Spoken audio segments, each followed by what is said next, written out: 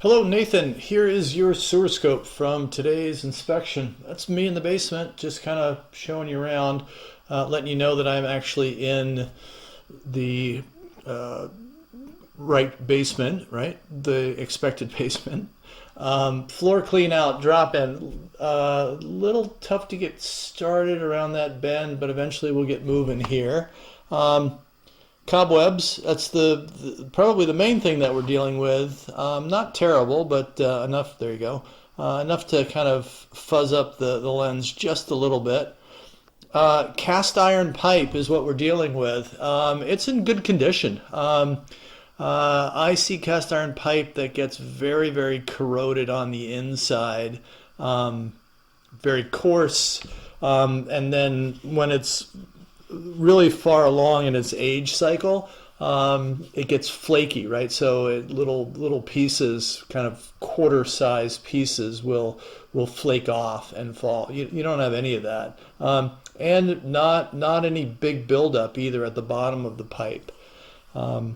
Your cast iron start to finish, which is not terribly typical in our area. Usually we're cast iron until you get on the outside of the foundation, and then it's going to switch over either to clay or a fortified concrete pipe, depending upon the age of the house. That's not you. You're cast iron all the way. I mean, it's a solid pipe. I had run a fair amount of water prior to doing the sewer scope. The benefit there is, if there's any low spots or sunken areas or anywhere that it's in question, you'll see it. None of that. And here's the city connection. It's an odd connection. This, you can tell that this is an older line, just because there's this kind of big vaulted area, comparably speaking, right? Normally it's just a 12, 18-inch pipe, whatever it is. This is a little on the funky side.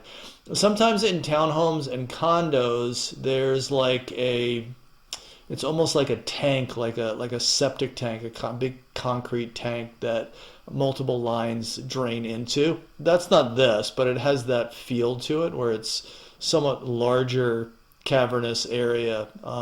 There's no issues with it. I'm turning on some water. I want to see the water drain into this line, make sure that it moves along in the right direction. The other reason why is I want to kind of clear off the lens of the camera. That backfires a little bit initially, but eventually. So there you can see the water flowing down that channel. Here's the water coming from the house, and then just into that channel. So all in all, not bad.